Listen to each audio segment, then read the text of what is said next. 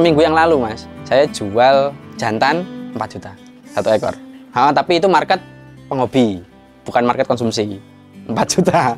Itu tertinggi atau pernah lebih dari itu? Pernah lebih dari itu mas. Berapa? 12.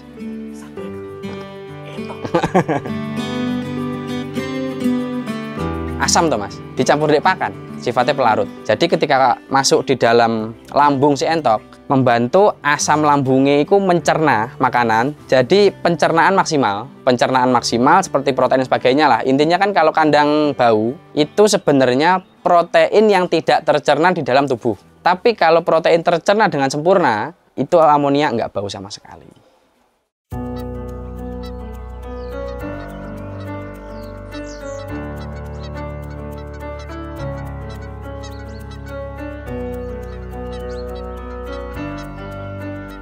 Perkenalkan, nama saya Sadam Maulana, saya selaku owner dari Skala Farm. Skala Farm sendiri bergerak di bidang peternakan entok. Lokasinya di Kademangan, Blitar. RT 4, RW 4, Ringin Anom, Kademangan, Kabupaten Blitar. Untuk sejarahnya sendiri, itu waktu COVID usaha utama, optik itu hampir gulung tikar. Sampai 2 cabang tutup. Terus saya itu waktu itu udah punya entok 100 sekian ekor lah, tapi entok spek kecil, entok-entok lokal lah. Terus lambat laun karena butuh uang, ngambil keuangan dari optik nggak mungkin, soalnya udah tergerus lah mas. Karena lawang bayari karyawan ikut tok ngemin mas. Optiku sampai ngemin banyak itu. Terus buat makan, itu sampai per hari saya jual entok 1 sampai 2 ekor. Terus pas tak kalkulasi, kan sebelumnya kan nggak pernah dihitung tuh mas. Dihitung pokok ngopeni jual tuh mas. Terus coba tak hitung secara pembukuan. Lah kok badi toh? Ada untung itu dengan padahal kan entok lokal. Terus saya berspekulasi entok lokal saja bisa untung. Apalagi kalau entok jenis jumbo. Dan notabene pada saat itu entok jumbo mahal mas. Soalnya COVID 2020 itu baru saya mulai nanani di entok jumbo. Sing berawal dari saya jual motor Evo. Itu laku 7 juta. Nambahi 1 juta lah nggak salah, 1 juta sekian, itu dapat entok jenis jumbo, 1 jantan 3 betina. Dulu pas pertama boomingnya entok jumbo. Terus lek dipikir secara logis kan nggak memungkinkan itu mas, kalau mau dibuat skala besar. Soalnya dengan nominal harga segitu kan nggak worth it. Terus saya ngitung ketika kita mau untung banyak dari modal mati yang terlalu besar, kan solusinya memperbanyak populasi dahulu. Iku selama pokok 2020-2021 iku saya nggak jual sama sekali. Jadi memperbesar populasi dulu dengan nyempet dana lah. Maksudnya nyolong dana dari optik. Sampai makan aja bingung tuh rugi berapa optik? 500 juta. Operasional tidak terlalu berjalan, COVID kan terhadap daya beli menurun. Terus ada sisa uang untuk dana darurat lah, dana darurat toko dibawa kabur sekalian. Yang tukang pula itu mas, orang dalam. Itu istri sempat jualan cheesecake, terus jajan-jajan kering keripik, terus jual beli mau kena. Itu waktu itu sebelum mengajar di pondok. Itu posisi masih kuliah. Soalnya kan saya nikah, posisi istri masih kuliah. Terus akad saya ke mertua bilang ini biar saya yang nuntaskan kuliahnya. Jadi makan dari situ mas, untung kecil dari situ. Intinya pas COVID itu pengen omong kuat-kuatan lah mas ya. Jadi pada COVID itu saya gimana caranya optik ini tetap hidup. Soalnya yang membiayai saya mulai dari saya di pondok, saya kuliah, ya optik ini. Terus terang itu warisan orang tua dan kebetulan pas diwariskan ke saya pas down. Saya itu kan dari kecil terdidik usaha mas ya. Dari kecil itu orang tua dagang semua. Entok ini ada 2 pasar. Pokok usaha saya dalam bidang ternak, saya mencari market yang punya nggak hanya konsumsi saja. Jadi market penghobi ada, market konsumsi ada. Jadi ketika dalam 1 kali periode mas ya, katakan populasi sedikitnya 100, itu katakan kita main konsumsi, pengepul pedaging, itu sudah dapat untung. Dan kalau kita aplikasikan ke yang bagus itu disortir, kita jual penghobi, itu untungnya tikel. Jadi saya lebih masuk ke entok. Apalagi saat ini entok jumbo kan masih booming mas. Entok jumbo itu peminatnya masih banyak karena kontesnya ada di mana-mana. Contohnya seperti yang di sini itu spek kontes. 2 hari yang lalu itu baru ada kontes di Magelang. Tapi strategi saya cuma gini Mas, ketika saya memunculkan nama brand saya, itu saya cukup ikut satu kontes ketika waktu di Blitar. Kontes entok nasional waktu di Blitar, alhamdulillah dapat juara, dan mulai dari situ nama saya naik. Nyari icon terlebih dahulu, baru untuk marketnya mengikuti. Nah, jadi nggak semua entok jumbo itu layak untuk kontes, tapi kalau saya pribadi, entok jumbo itu sangat layak untuk konsumsi pedaging. Tapi apabila yang posturnya bagus, masuk market kontes penghobi itu sangat bagus. Postur Mas, mulai dari bobot, panjangnya, sampai beauty. Beauty itu keserasian tubuh. Contohnya kalau yang spek kontes, yang ada di sini itu panjangnya 1 meter.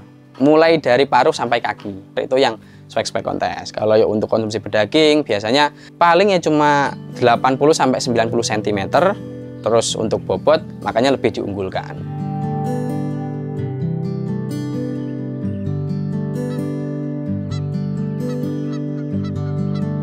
Total seluruh kandang ya Mas. Kalau indukan 700-800 lah. Satu kandang itu maksudnya apa?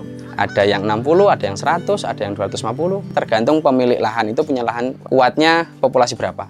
Untuk skala farm sendiri yang saya terapkan, karena modal seadanya, mau membeli lahan atau tanah untuk lokasi kandang pun tidak ada. Jadi saya memutar otak, ketemulah solusi, kita bekerja sama dengan pemilik lahan. Contohnya, Pak, saya punya barang. Kira-kira jenengan ada lahan nganggur, kenapa nggak dibuat kandang? Kalau si pemilik lokasi itu nggak ada dana, saya nggak punya uang Mas kalau buat kandang. Wes gini aja, saya buatkan tapi masuk bon. Masuk bon, nanti hewan seperti pakan, hewan itu saya yang ngisi. Gimana? Win-win solution seperti itu. Tapi itu nanti kan masuknya ke hitung-hitungan nota. Nah, nanti dipotong ketika panen atau ketika setor. Induk minimal populasi 30-50 lah minimal. Jadi biar maintenance-nya nggak terlalu repot. Tapi kalau untuk pembesaran minimal 100 lah kalau untuk pembesaran. Kalau untuk indukan 1/1 meternya itu 3 ekor. 1 kali satunya 3 ekor. Tapi kalau itu untuk betina, kalau ada jantannya berarti 1 kali 1 jantan 2 betina. Itu per 1 kali 1 meternya. Tapi kalau untuk pembesaran sampai usia 2,5 sampai 3 bulan, itu 1 per kali 1 meternya itu 4 sampai 6 ekor. Itu untuk pembesaran. Soalnya kan pembesaran usia 2,5 sampai 3 bulan jual. Masa panen 2,5 sampai 3 bulan. Itulah keunggulan entok jumbo Mas. Kalau entok lokal itu saya dulu pernah nerjuni itu 4 sampai 5 bulan baru layak panen. Kalau entok jumbo itu lebih cepat. Dalam tanda kutip, pakan sama-sama kualitas bagus. Tapi yang difahami masyarakat awam ya Mas, kebanyakan kan entok itu hewan sing makannya banyak. Nah, sebenarnya enggak Mas. Semakin tinggi kualitas pakan, semakin rendah konsumsi pakan. Gitu. Sebenarnya kalau pakannya bagus, entok juga makannya sedikit. Penyebabnya itu ketika si entok nutrisi yang dibutuhkan per hari sudah mencukupi, ya wes, leren, nggak mangan nih. Contohnya seperti di belakang ini populasi cuma tinggal 30 ekor, ini cuma saya kasih pakan 2,5 kilo tadi. Kalau sore habis ya kasih pakan lagi, kalau enggak ya udah sehari itu aja. Untuk kandungan per kilo pakan ya Mas, untuk pembesaran, proteinnya sendiri saya pakai di 16-17% untuk protein. Untuk energi metabolisnya 3000 sampai 3100. Energi metabolis dalam satuan EM. Perubahannya itu ketika usia 3 bulan ke atas. Itu untuk mempersiapkan masa produksi. Contohnya seperti yang sebelah sini, itu kan sudah mulai saya persiapkan pakan yang kualitas lebih rendah daripada pembesaran. Karena ketika entok jumbo itu terlalu besar, produksi telur sedikit. Lek entok itu kan secara bahasa ilmiahnya, itik hibrida modern. Entok itu hewan buras Mas. Hewan buras itu hewan yang karakteristiknya liar, nggak bisa bertelur setiap hari. Kalau bebek itu kan bertelur setiap hari. Nah, perbedaannya di situ. Terus dari harga jual pun lebih unggul hewan buras. Kalau bebek, apapun bebek jenisnya lah, itu kan maksudnya hewan ras Mas. Bebek itu hewan ras. Hewan ras cenderung harga fluktuasinya ngeri Mas, menakutkan. Contohnya per hari ini harga bebek per kilo di Blitar sangat murah. Terus terang saya juga main bebek, tapi udah 2 bulan saya nggak ngisi karena harganya ajur. Jadi full tak isi mentok. Kalau untuk entok sendiri kan harga jualnya tetap Mas, nggak ada pergerakan sama sekali. Soalnya untuk konsumsi pasar, kebutuhan pasar pun masih sangat banyak. Per hari ini pengepul saya per 1 hari 500 ekor pun mampu. Kalau untuk entok yang dewasa ya Mas, bulunya itu sangat dibutuhkan untuk kok, bagian buntut sama bagian sayap. Terus dagingnya untuk konsumsi bahkan bisa menjadi pengganti bebek. Dan untuk kadar kolesterolnya sendiri jauh lebih rendah daripada bebek. Dan enggak alat ya? Beneran Mas? Enggak alat ya Mas? Kalau usia masih 3 bulan enggak Mas. Kan usia masih muda. Usia masih anakan lah, usia 3 bulan itu. Cuma sudah layak konsumsi. Kenapa saya pakai di usia 3 bulan? Sebenarnya usia berapapun pengepul masuk Mas. Tapi saya kalkulasi lebih menguntungkan di pas 2,5 sampai 3 bulan. Di atas usia 3 bulan itu hanya memperpanjang volume bulu.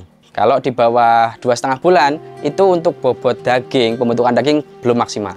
Jadi keuntungan lebih rendah. Makanya saya main di 2,5 sampai 3 bulan.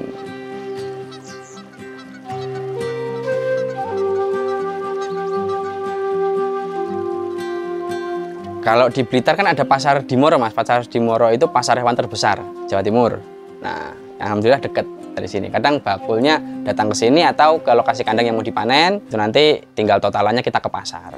Kalau untuk saat ini yang paling best seller lah di Skala Farm, pembelian Minty Mas. Anak-anak entok jumbo. Soalnya anak entok jumbo di Skala Farm harganya lebih rendah daripada di luar. Bahkan saya pernah di demo Mas pasang harga segitu. Karena kan untuk saat ini entok jumbo skala besar main pedaging kan belum terlalu banyak. Kalau saya jualnya 13 sampai 18 ribu.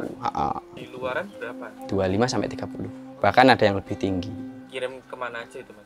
Luar pulau juga bisa Mas. Oh, bisa? Paling jauh Medan, Palembang. Via kargo pesawat Mas. Tapi ya ongkirnya. Kalau luar pulau kan biasanya kalau semakin banyak kita ngambil, semakin ketemu ongkir lebih murah. Saya usia 3 bulan ke atas, kalau mau mempercepat produksi, intinya kan semakin cepat bulu tumbuh, produktivitas semakin cepat lah, semakin awal. Itu saya kasih konsentrat pabrikan baru, konsentrat petelur. Itu usia di atas 3 bulan. Kalau saya pakai konsentrat racikan sendiri, bahan baku konsentrat pada umumnya lah. Kalau untuk di luar konsentrat seperti jagung, kebi, separator, katul, sama nasi aking. Dicampur semua jadi satu Mas. Sama ditambah saya pakai penambahan premik. Kebetulan saya juga bikin sendiri premiknya. Dan untuk menghilangi amonia, amonia itu bau Mas. Kan di sini juga nggak bau. Nah itu saya simple Mas saran nih, pakai citron dicampur dek pakan. Citron itu kan asam toh Mas, sifatnya pelarut. Jadi ketika masuk di dalam lambung si entok, membantu asam lambungnya itu mencerna makanan. Jadi pencernaan maksimal seperti protein dan sebagainya lah. Intinya kan kalau kandang bau itu sebenarnya protein yang tidak tercerna di dalam tubuh. Tapi kalau protein tercerna dengan sempurna, itu amonia nggak bau sama sekali. Jadi meningkatkan zat asam yang di dalam lambung si hewan, si entok itu tadi. Dimana ada penjualnya pasti ada pembelinya toh Mas. Intinya malah lebih menguntungkan dulu ketika awal. Soalnya masih jarang Mas. Keuntungan kita enak omong yo harga sak jeplak omong lah.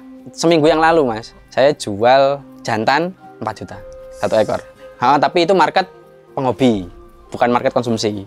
4 juta. Itu tertinggi atau pernah lebih dari itu? Pernah lebih dari itu Mas. Berapa? 12. 1 ekor. Entok. Itu market penghobi Mas. Tapi kebanyakan ya Mas, pemain entok kan main senyap. Saya pernah di demo Mas sama pemain entok lah intinya. Karena terkait harga dan sebagainya lah, karena di harga saya miring. Itu sebenarnya yang di luar menyebar itu nggak terlalu miring. Toh kan pemain-pemain besar, sebagian lah nggak semuanya, itu banyak juga yang ambil barang yang mau disiapkan untuk kontes. Biasanya kalau orang hobi untuk kontes, mbok yo piro-piro di budali Mas. Itu untuk market penghobi. Dan alhamdulillah ketika waktu saya di demo itu pemain-pemain yang pro dengan saya itu tetap ojo leren Mas, mek kono tok tak dekengi wis. Banyak yang bilang seperti itu. Market konsumsi itu pada saat ini pun bakul nggak pernah nolak barang untuk entok sendiri. Terus di sisi lain, saya melihat potensi entok yang di Indonesia ini, terkhusus entok jumbo ya Mas, sangat sedikit. Bahkan di luar pulau itu harga 1 ekor anakan 60. Saya punya reseller di luar pulau, tepatnya di Medan sama Palembang. Di sana jualnya 50, 60. Saya kan jualnya nggak segitu toh Mas. Intinya gini Mas, pemain entok juga banyak yang bangkrut kok Mas. Soalnya gini, terlalu besar spekulasi, kita beli entok mahal. Terus pengen jual anakannya juga mahal. Kalau yang jual mahal market penghobi kan nggak iso lumintu Mas, nggak iso lancar terus lah setiap hari. Nah, ya makanya di awal tadi, saya itu memperbesar dulu populasi, dan ketika populasi sudah besar, kita jual lebih rendah pun nggak rugi. Kebanyakan kalau peternak entok jumbo, terutama pemula, itu ketika beli induk mahal, pengennya anakan dijual mahal, terus nggak laku, muring-muring leren. Nggak seperti itu, Mas. Kalau saya pribadi, ngambil sudut pandang dari sisi bisnis ya, Mas. Kita beli induk, itu kan modal mati. Yang dihitung, itu kan cash flow-nya. Cash flow di peternakan, pakan, operasional. Yang dihitung kebanyakan pemain entok, itu beli entoknya, bukan cash flow-nya. Kalau beli entoknya kan, masa ada yang nggak kandangnya ikut dibateni. Kan nggak bisa tuh, Mas. Kalau saya ngambil sisi sudut pandangnya dari sisi bisnis. Kita main per minggu, omset dari satu kandang 40, 60. Kalau di semua kandang? Kandang induk ada 7 lokasi.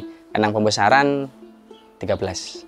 20 kali 40, 200. 800. Perputaran.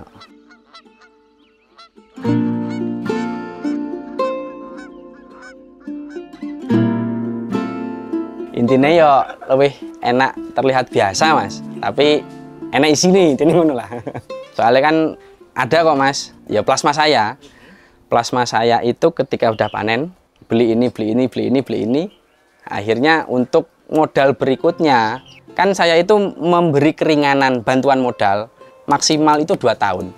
Di atas 2 tahun sampai nggak punya modal sendiri, kebacut lah, sampai nggak ngelumpuk nih, intinya gitulah, Mas. Dan ternyata ketika sudah 2 tahun berjalan, ketika mau isi hewan lagi, itu udah nggak punya modal. Terus tak tanyakan, lah modalmu entek nendi toh, lah ngopeni 2 tahun, kan antara saya dengan peternak, ngomongin untung ya, Mas, lebih untung peternak. Soalnya saya cuma ngambil untung dari pakan, bibit, sama ketika jual. Ketika jual ambilnya pun nggak banyak, 1.000 sampai 2.000 per kilo atau per ekor. Sisanya peternak semua. Kalau jual sendiri ya boleh sih, Mas, tapi lebih ke informasinya. Itu awalnya kalau peternak yang sudah nggak saya pegang, ketika jual sendiri nggak ada totalannya ke saya. Kan pakan dari saya, bibit dari saya. Seperti itu. Yang penting kan akadnya terus transparannya gitu, Mas. Nah, banyak kok peternak yang sudah saya putus dengan kenakalan seperti itu. Ketika saya memberi kebebasan, dia malah nakal. Nakalnya seperti itu tadi. Bahkan pakan dari saya, Mas, ya, itu untuk hewan lain, untuk hewannya sendiri. Terus pakan entoknya malah pakan hijau-hijauan, daun-daunan tok. Itu ada. Jadi untuk yang namanya kita bangun plasma ya, Mas, kan setiap owner kandang itu kan nggak sama karakternya. Ada yang amanah, ada yang enggak. Jadi ya kuat-kuatan lah, kuat-kuatan ngopeni wong intinya. Sering diremehnya itu pakan, perawatan. Identikan entok makan sembarang tuh, Mas. Sebenarnya enggak. Lebih ke hewan omnivora apa-apa sing mangan sembarang intinya. Entok seperti itu tuh, Mas. Sebenarnya seperti itu, tapi ketika dia konsumsi pakannya terjaga, kebutuhan gizi tercukupi, makannya yang enggak makan sembarang. Kalau makan sembarang itu malah mortalitas kematiannya itu lebih tinggi dan pertumbuhannya enggak maksimal. Terus yang sering diremehin itu perawatan. Contohnya gini, entok itu banyak yang kenal hewannya kuat, tahan penyakit dan sebagainya. Sebenarnya sama aja, Mas. Ketika kita salah rawatan, sebenarnya kan kalau penyakit seperti flu burung itu saya ngarani ya, ngenteni lenone kewan. Virus tetap ada, Mas. Di sini juga virus banyak. Jadi kita sebagai peternak, itu PR-nya ya memaksimalkan imunitas ya, dengan cara dipakan itu tadi, terus penggunaan premik, dan kalau mau pencernaan lancar ditambah Citrun itu tadi. Emang jarang yang pakai, Mas. Mungkin sekarang udah mulai banyak lah, hanya peternak-peternak tertentu. Tapi saya pakai Citrun itu udah 4 tahun. Kalau untuk perawatan usia 0 sampai 3 minggu tetap kandang brooding. Kandang brooding itu kandang box yang kandang untuk anakan lah, Mas. Dan untuk pakannya diusahakan tetap pabrikan. Saya kalau untuk anakan tetap pabrikan, Mas. Soalnya bikin pakan untuk anakan terus terang sulit. Saya nge-lab beberapa kali pun nggak jadi. Untuk 3 minggu ke atas baru kita turun tanah dan dipastikan kandangnya itu steril. Maksudnya steril, contohnya gini, Mas, ya. Gini kan ini setelah panen. Ini ada hewan pun nggak berani saya langsung masukkan ke sini. Jadi kita diangkat mau panen, itu kandang paling nggak kosong 2 hari lah. Kita sterilkan dari bakteri sebelumnya. Antisep, saya biasanya pakai antisep. Pakai antisep atau pakai harpik kita sterilkan. Setelah steril, dikiranya tanah atau alasnya sudah kering, baru kita turunkan. Untuk perawatannya seperti itu. Dan yang pasti kalau untuk pakan tetap dimaksimalkan lah, Mas. Dimaksimalkan, jangan kita yang boncos. Sebenarnya banyak peternak entok yang salah persepsi. Pakan bagus, kualitas bagus. Nah, yang dipakai itu pakan full pabrikan. Full pabrikan dengan harga segitu, saya pernah hitung untung tapi nipis banget, Mas. Tenaganya nggak terbayarkan. Nah, tapi kalau kita mau nyampur sendiri, lebih tepatnya full self-make, itu sangat-sangat untung lah intinya. Kan pakan pabrik harga standar kan 10-12. Pakan saya nyampur sendiri cuma 6.000 separohnya. Ketemunya di situ. Dan konsumsi pakan pun sama. Yang nggak panen itu biasanya kita buat untuk pagar mangkok, Mas. Pagar mangkok itu kan nggak semua kandang skala farm itu kan di lahan seperti inilah. Kan ini lahan kanan kiri rumah peternak semua. Ada yang kandangnya di area perumahan. Maksudnya sekitar dekat rumah lah. Ketika ada yang nggak layak panen, kalau yang nggak layak panennya itu banyak, baru kita alokasikan ke kandang lain. Hitungannya tetap saya beli. Tapi sebenarnya saya alokasikan entah itu di gudang ini atau gudang lain, kita rawat lagi. Tapi kalau untuk yang lebihnya sedikit, kita buat pagar mangkok. Pagar mangkok ini nyangoni tonggo. Kan sebenarnya kan kalau kandang di sekitar rumah itu kan sangat kurang recommended tuh, Mas. Karena mengingat kita bertetangga.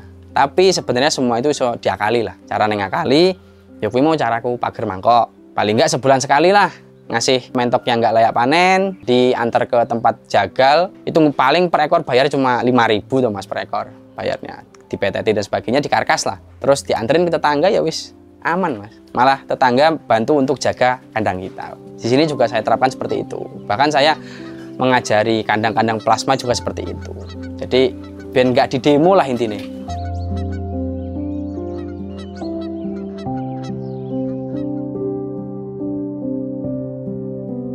Kalau dari genetik itu masa akhir entok 5 tahun masih bisa produksi, Mas. Tergantung perawatan dan tergantung genetik juga. Tapi sing tak pakai di SOP kandang itu maksimal 2 tahun.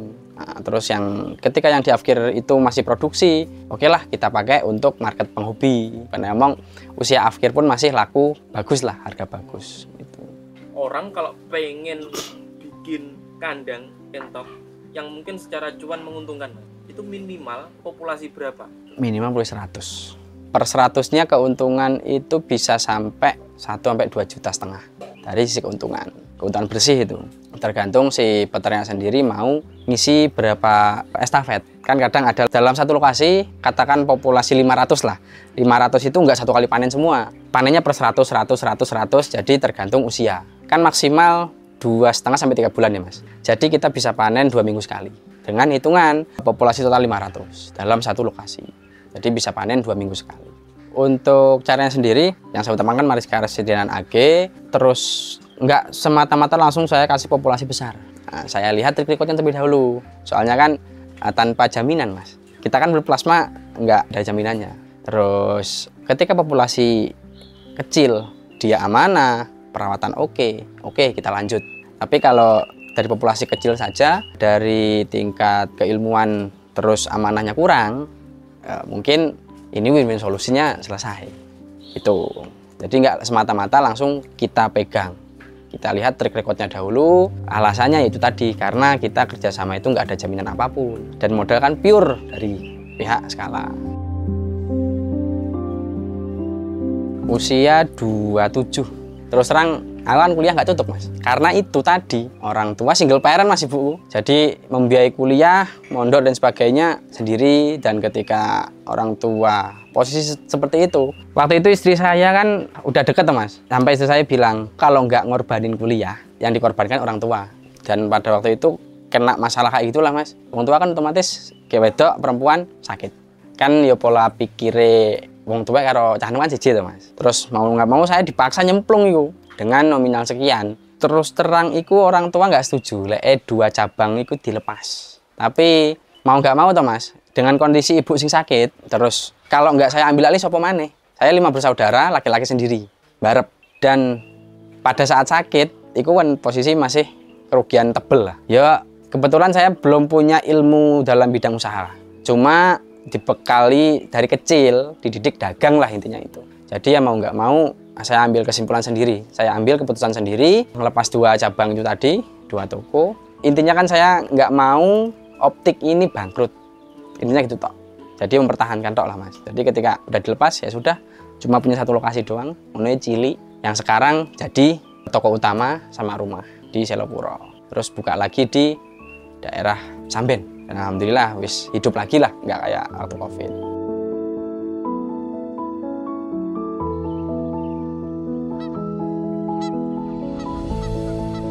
Jadi obatnya amrih nggak gendeng dadak lah intinya. Ya salah mas. Ya nyuwun sewu kan, biyen saya mondoknya di pondok Quran. Memang pondok tahfidz lah biyen. Mikir amrih solusi ndak temu, wis tah sila ambil wudu sila, bah kuwi maca Quran, bah kuwi keturun. Wis pokok mbuh kuwi keturunan nang ngimpi enek cara apa piye enek. Pernah kok mas. Nah salah satu nih pas mau ngelepas 2 cabang, ya kok tahajud kuwi. Tapi saya sekarang sih ya dilampahi mas, tahajudnya harus. Tetep mepet-mepet no. Lek biyen kan yo jam 2, jam 3 krono mikir. Tapi saiki wis lekas berjalan lah. Yo malih rodok penak dadi yo tahajudnya mepet subuh. Mungkin itu istilahnya resepin jenengan. Ya enggak itu tok sih mas. Mes rega poso kuwi tok. Lek puasa Daud tetep mas dari pondok biyen. Kan Daud penak tuh mas, sehari puasa sekali ndak. Iku. Jadi yo jaga awak lah. Jaga segala tubuh. Sehat nggih awak. Lek iku tok sih mas aku. Secara agamis lah, cuma itu tok. Puasa atau tahajud. Salah satunya pas rugi ukeh wi mas. Iku kan main bank. Dan sampai sekarang kan utangnya terus terang belum lunas. Lambat laun masih tak tutup. Dikit-dikit. Nah, tak tutup dengan bantuan entok ini tadi. Sebenarnya saya itu nggak cuma satu di bidang ternak tok mas. Optik, terus tataran mobil, niku. Intinya untuk membantu nutup utang itu tadi. 800 nggak sampai 1 miliar. Total cuma 800. Ini kapok lah intinya. Ini kesalahan aja nih. Ya mungkin lek dari sisi bisnis pun banyak yang menyarankan lek nggak utang nggak duwe.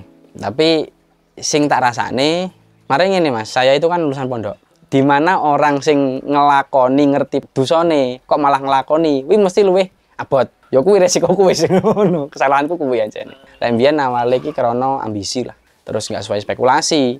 Jadi bar lah. Rencana lunas berapa tahun lagi? 2 tahun lagi. Soalnya mau tak lunasi, iku sama pihak bank sih.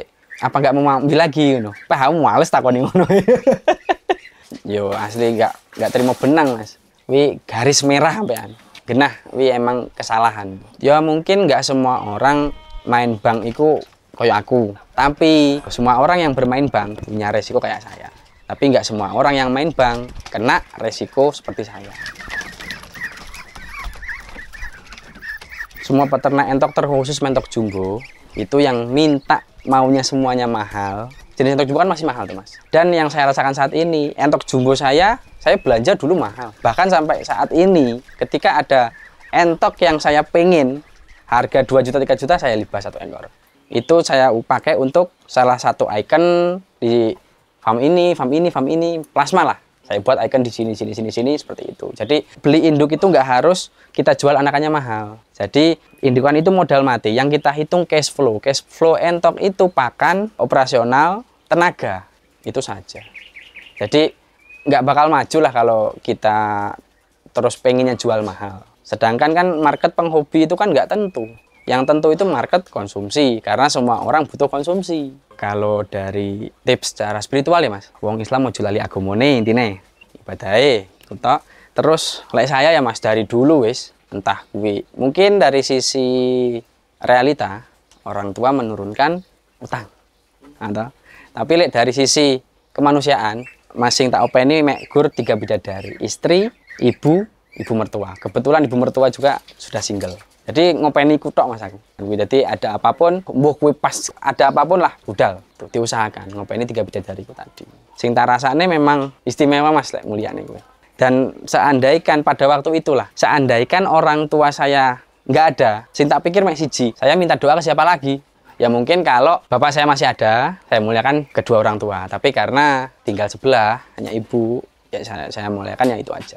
Dari sisi bisnis, jangan terlalu ambisi dengan spekulasi yang belum pasti. Soalnya kan cah enom mas, biasanya mikirnya des. Gitu. Dan kebanyakan anak muda sekarang ambisinya gede, ini karena spekulasinya terlalu besar. Dan satu kali spekulasinya tercapai, wes gaya hidupnya berubah. Kebanyakan itu. Tapi like saya dulu pernah seperti itu dan ternyata kan ya enggak baik toh. Terus makanya saya rubah pola hidupnya. Terus terang saya mengikuti istri. Istri saya pola hidupnya sederhana. Saya sing rodok glamor. Dan ketika jatuh, istri yang mempelajari saya hidup sederhana apa adanya. Itu nggak susah lah intinya, malah lebih nyaman. Saya Sadam, owner dari Skala Farm yang beralamat di RT 4 RW 4 Ringin Anom, Sumberjati, Kademangan, Kabupaten Blitar. Terima kasih. Assalamualaikum warahmatullahi wabarakatuh.